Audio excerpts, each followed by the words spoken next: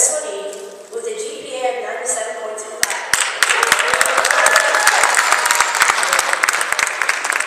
I am also a first-year Yup member, so okay, that's awesome. And okay. He is the son of the civil rights legend, a son of the civil rights movement, a servant to the people, who has suffered through his family home being bombed during the Montgomery bus boycott.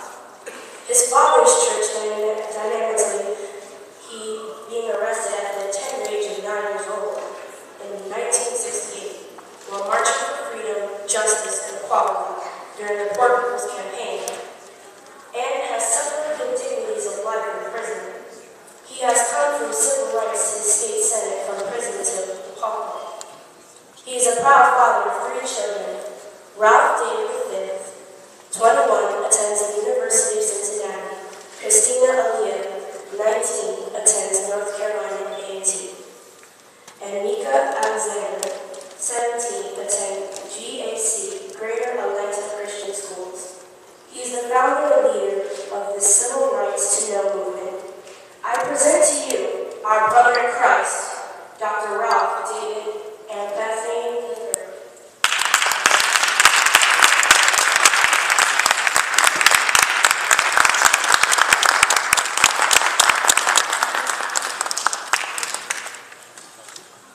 Good evening.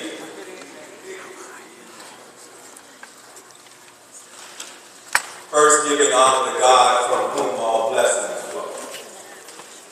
And I just have to tell you that it's just an honor and a pleasure to be here in the house of the Lord this afternoon, and to be introduced by a grade point, 9 point, what is that grade point average? 97 point. My Lord, give her a hand.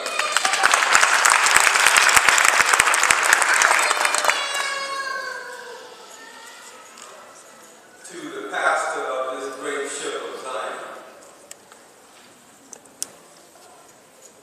Reverend Michelle White Payne, and to the many officers, members, and friends of this church,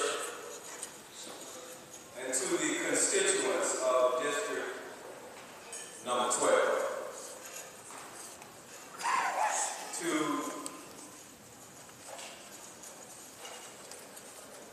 my brother, Councilman Andy Young. I'm sorry.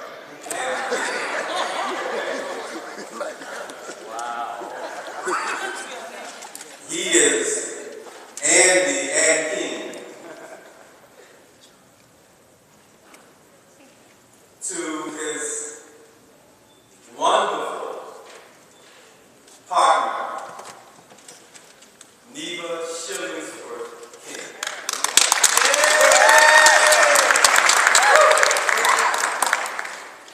And to my brother, Richard Parley.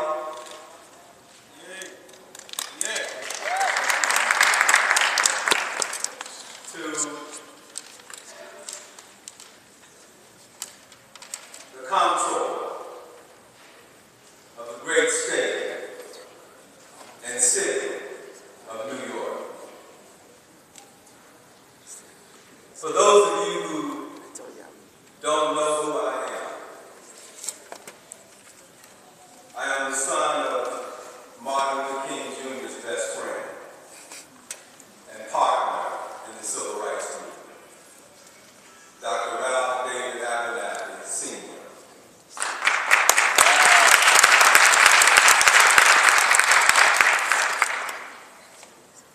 I am the third, and he is senior.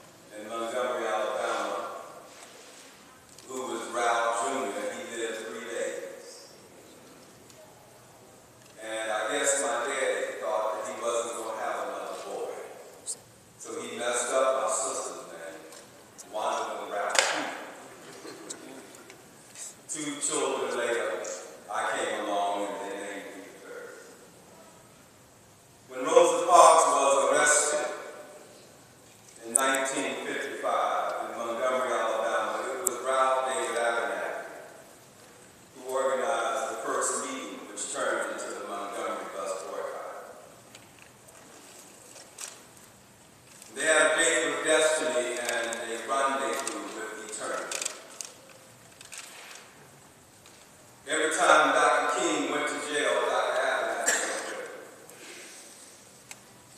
And every time there was a mass meeting in this country, and Dr. King gave a speech, Dr. Adams gave a speech. They were the dynamic duo. Abernathy would speak the strategy, and King would speak the philosophy. Abernathy told us what we're going to do, when we're going to do it, and how we're going to do it. And King told us why we were going to do it. They were inseparable in life. And you can hardly find a picture where the two men were not together.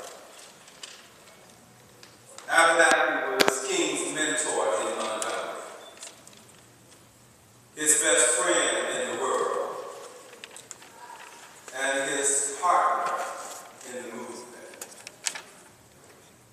Some would rather relegate Abernathy to one of King's lieutenants,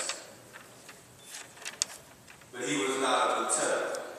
Lieutenants came later on. They were paid staff members. The only two individuals that never received a paycheck from the civil rights movement was Martin Luther King Jr. and Ralph David Abernathy. They were partners. They called themselves the civil rights twins. King wouldn't make a move without Abernathy's advice. And they shared the same room at the Lorraine Motel. And if any of you have gone there, you've seen two beds in that room. One bed was Abernathy's and the other one was King's. And on that fateful day, they had an understanding that whoever took the longest to get dressed would get dressed first. And it took my dad an hour to shave. And so he was out on the balcony first. And Uncle Martin came out on the balcony and he smelled Uncle Martin's Aramis cologne. And Daddy said, "Martin, I forgot to put my Aramis on." Uncle Martin said, "Ralph, I'll be out here on the balcony waiting." And as my father went back to the bathroom and put the cologne in his hands, he heard the firecracker shots. And he immediately thought about Uncle Martin. And he rushed out to the front and he laid there. No one was allowed to travel in the ambulance with Dr. King, with Ralph David Abernathy. And he committed what he called civil disobedience, when he refused to leave the operating room as they worked on it. And they worked on it.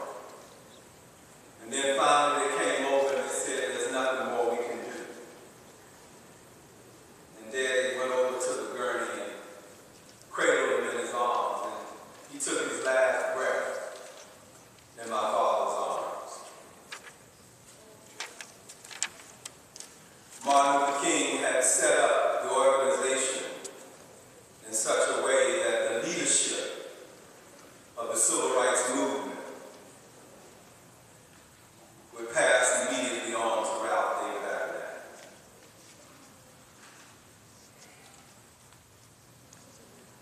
There were those within the organization who tried to undermine King's leadership. I'm not going to call no names. But they could, because they couldn't compromise Abernathy. Abernathy was the backbone of the civil rights movement, and King was the neckbone. King's greatest supporter was his best friend. And throughout the entire movement, 1199 was there.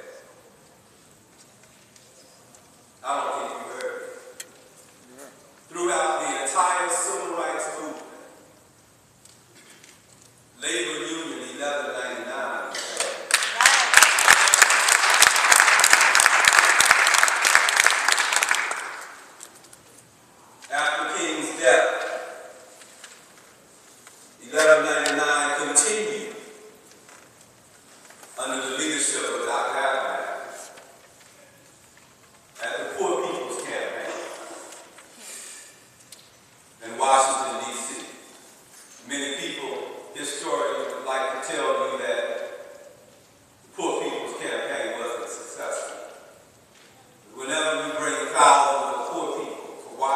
D.C. to discuss the conditions of poverty within our nation, it was a success. The Charleston Hospital Workers Strike, 1199. The Greensboro Baker Strike, 1199. And the many, many more movements to improve the quality of life for all people. There's a special relationship between 1199 and the Civil Rights Movement. Now, I've come to New York for 2 reasons. To launch the Civil Right to Know movement, because you have a right, you have a civil right to know what is in the food that you eat. Some 20 plus years ago, this nation allowed corporate America to genetically modify and scientifically alter our nation's food supply. You're not eating the same food your grandmama ate. And so our food now has chemicals in it, and antibiotics, and steroids, and genetically modified organisms. And so I launched on April 4th on the steps of City Hall, the Civil Right to Know movement in America, in support of the New York State Legislature and their labeling bills that are sitting in committee right now, introduced by Assemblywoman Linda Rosenthal and Senator Kenneth LaValle. These GMO bills, these labeling bills, will require all food manufacturers in the entire state of New York to label all food. That means that when you and your wife go to the grocery store, you'll be able to look on the front of the products, and it'll say GMO or non-GMO. I'm not going to stand here and debate with you whether or not genetically modified organisms make you a superhuman being, or even whether they cause collateral damage in your body. But I will tell you, you have a civil right to know when you eat them.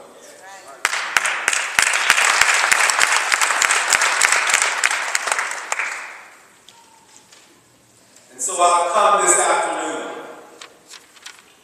to support my brother, Andy Young.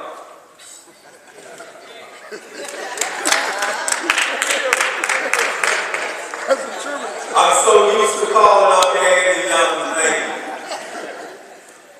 But I've come here this afternoon to support my brother Andy King, and to bring back in the connection between King and Abernathy, and to rekindle the fire that my daddy and Uncle Martin started more than 50 years ago with the Labor Union 1199. Now is the time for us to come back together and support 1199. And as I came and I realized on April 4th that you all were still on that battlefield, still working for the increase of wages for blue-collar workers at the airports at JFK and LaGuardia. Staying on that battlefield, I knew that God had called me to New York for more than just to launch the Civil Right to Know movement, but to bring the Civil Right to Know movement and the labor union together. This is our season, and now is our time to come together, to work together, and to stay together on this battlefield of righteousness. God sent Martin to Montgomery to hook up with Ralph. Rosa sat